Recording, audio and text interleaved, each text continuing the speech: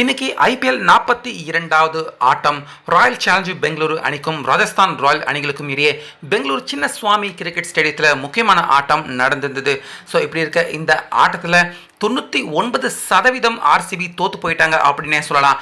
அப்படிப்பட்ட ஆட்டத்தில் அதிர்ச்சி கம்பேக் ஆர்சிபி அணி அவங்க கொடுத்து இந்த ஆட்டத்தில் ஜெயிச்சது மட்டும் இல்லாமல் பாயிண்ட்ஸ் டேபிளையும் நம்ம சிஎஸ்கே அணிக்கு எதிர்பார்க்குற ஒரு முக்கியமான உதவியை தற்போது ஆர்சிபி அணி செஞ்சு கொடுத்துருக்காங்க. விராட் கோலி அவர் செஞ்சு கொடுத்துருக்காரு அப்படின்னே சொல்லலாம். ஸோ இதன் காரணமாக முதல் ஆளாக வெளியேற வேண்டிய பரிதாபமும் இந்த மேட்ச்சில் ராஜஸ்தான் அணிக்கு ஏற்பட்டிருக்கு. ஸோ அந்த வகையில் டாஸ் ஜெயிச்சது ராஜஸ்தான் அணி தான். அவங்க ஃபர்ஸ்ட் ஆர்சிபி அணியை பேட்டிங் பண்ண வைக்க பிலிப்ஸ் சால்ட் கோலி ரெண்டு பேருமே வந்தாங்க. இதுல பிலிப்ஸ் சால்ட் தலால் புடால்னு அழிச்சிட்டு 26 ரன்னுக்கே அவுட் ஆயிட்டாரு. ஆனா விராட் கோலி கொஞ்சம் பொறுமையாக பாலை மட்டும் ரொட்டேட் பண்ணிக்கிட்டு ஸ்ட்ரைக் ரொட்டேட் பண்ணிக்கிட்டு நிதானமா விளையாண்டாரு. ஆனா திடீர்னு வந்த படிக்கல் இன்னைக்கு சிக்ஸர் சர்னு பறக்க விட்டாரு. பவுண்டரிகளையும் பறக்க விட்டு கரெக்டா 50 அடிச்சு அவுட் ஆயிட்டாரு. பின்னாடியே வந்த டிம் டேவிட் அவரும் ஒரு 23 ரன் அடிக்க விராட் கோலி நிதானமா விளையாண்டு அவருடைய ஹாஃப் செஞ்சுரியை கம்ப்ளீட் பண்ணி 70 ரன்கள் யூஸ்ஃபுல் ரன் ஆர்சிபி அணிக்கு எடுத்து கொடுத்தாரு. கடைசி நேரத்தில் சதீஷ் சர்மா அவர் பங்குக்கு ஒரு 20 ரன் எடுத்து கொடுக்க 20 ஓவர் முழுசா விளையாண்ட ஆர்சிபி அணி 205 ரன்கள் வரைக்கும் எடுத்துட்டாங்க. ஸோ இந்த கடினமான டார்கெட் கண்டிப்பாக இது ஸ்டேடியம் சின்னதாக இருந்தாலும் ரன் எடுக்க கொஞ்சம் கஷ்டமாக தான் இருக்கும். கடினமான டார்கெட்டை சேஸ் பண்ணுறதுக்காக 14 வயது சிறுவன் வைபவ் ஜெய்ஸ்வால் ரெண்டு பேருமே வந்தாங்க. இதில் வைபவ் 2 சிக்ஸர் அடிச்சுட்டு பின்னாடியே அவுட் ஆயிட்டாரு. அதே போல் ஜெய்ஸ்வால் ஹாஃப் செஞ்சுரி அடிப்பார் அப்படின்னு பார்த்தா பாவம் 49 ரன்னுக்கு அவுட் ஆயிட்டாரு.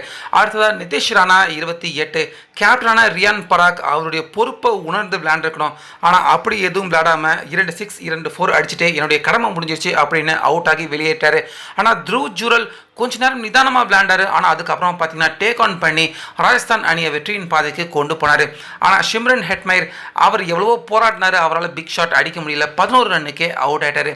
இப்படி இருக்க ஆட்டம் கடைசி வரைக்கும் பார்த்தீங்கன்னா இழுத்துக்கிட்டு பரபரப்பாக போக 18வது ஓவரில் த்ருவ் ஜூரல் புவனேஷ்குமார் அவருடைய போலிங்கில் 22 ரன்கள் அடித்து விளாசித்தல்ல இந்த மேட்ச்சில் ராஜஸ்தான் நிச்சயமாக ஜெயிச்சிருவாங்க அப்படிங்கிற நம்பிக்கை எல்லாருக்குமே வந்தது. ஆனால் அதுக்கு அடுத்த ஓவர் 19வது ஓவரை போட வந்திருந்த ஹேசல் த்ருவ் ஜூரல் அவுட் பண்ணது மட்டும் இல்லாமல் பின்னாடியே வந்த ஆர்ச்சர் அவரையும் அவுட் பண்ணி அப்படியே ஆட்டத்தினுடைய மூமெண்டம் கம்ப்ளீட்டா ஆர்சிபி அணி அவங்க பக்கம் திரும்புற மாதிரி அப்படியே தலைகீழாக மாத்திட்டாரு. அதனால இந்த ஆட்டத்தில் ஆர்சிபி அணி தோக்குற மாதிரி வந்து கடைசி நேரத்தில் திடீரும் திக் வெற்றியை தான் இப்போ ஆர்சிபி அணி இந்த மேட்ச்ல பதிவு பண்ணியிருக்காங்க. ஸோ ஆர்சிபி அணி இந்த மேட்ச்ல ஜெயிச்சிருக்கிறது அவங்க புள்ளிப்பட்டியலில் வலுவு அடைஞ்சிருந்தாலும் பாயிண்ட்ஸ் டேபிளில் பார்க்குறப்ப நம்ம சிஎஸ்கே அணிக்கு இதில் என்ன ஒரு நல்ல விஷயம் நடந்திருக்கு அப்படின்னு பார்த்தீங்கன்னா ஆர்ஆர் அணி நம்ம சிஎஸ்கே அணியை விட மேலே இருக்காங்க. இந்த ஆட்டத்தில் ஜெயிச்சிருந்தா அவங்க நம்ம சிஎஸ்கே அணியை விட இன்னும் மேலே எழும்பி தான் போயிருக்காங்க. அது நடக்க விடாமல் தற்போது ஆர்சிபி அணி அதை தடுத்து நம்ம சிஎஸ்கே அணிக்கு பாயிண்ட்ஸ் டேபிளில் மேலே எழும்புறதுக்கான அடுத்து கிடுகிடுன்னு எழும்புறதுக்கான ஒரு நல்ல வாய்ப்பை ஏற்படுத்தி கொடுத்துருக்கு ஆர்சிபி. ஸோ சிஎஸ்கே அடுத்து ஜெயிக்கும் பட்சத்தில் ஆர்ஆர் அணியின் இந்த தோல்வி நிச்சயமாக சிஎஸ்கே அணிக்கு ஒரு உதவியான விஷயமாக கண்டிப்பாக இருக்கும்.